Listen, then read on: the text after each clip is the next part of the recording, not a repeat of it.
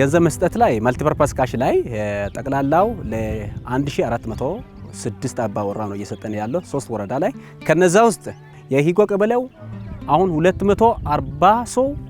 የሶስተኛ ዙሩ የመጨረሻውን ዙር ገንዘቡን እየወሰደ ነው። እንደዚህ እንደሚታየው ይሄ የመጨረሻ ዙር ደግሞ 9700 ነው። ሁሌ በሶስቱ ዙር የወሰዱትን ይሄንን ነው የሚመስለው እንግዲህ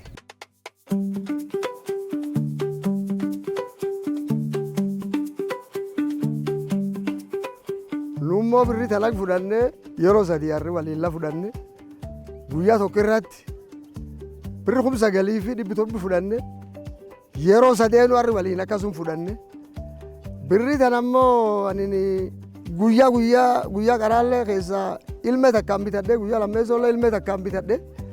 ተናለ ለገዲ ፈደን ቀበቹ ኢዮለ በረሲፈና ኢዮለ ደፍተር አንቢቱ ሆበ ወይቲ እንቢቱ አካና ተጃጅለ ኑዱሪ ወርጮም ኛቱ ወርጮም ሰንጋ ኛቱ ኦላኑ ረውሪ ሱምበለሲተ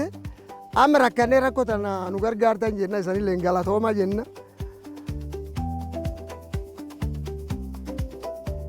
gandubi gooti shoonina booti maatin tiyalleen sagali dubarti shani dhiirti afur abbaa warraalleen jaarsi malee hitte qaba birritan immoo gar marsa sadii fudhanne marsa tokko irratti sagaliif dhibtoon amma adogu hungufatin nagayaan guyyaa irra xumur nagaan biyyuu geenne fudhanne jirra akkum nagaan fudhachuu baan fudhanne gallaaya birri fudhannu inum nyaanna ilmaan tamaariilleen qabna ilme tamaarii sulleen inum gargaarra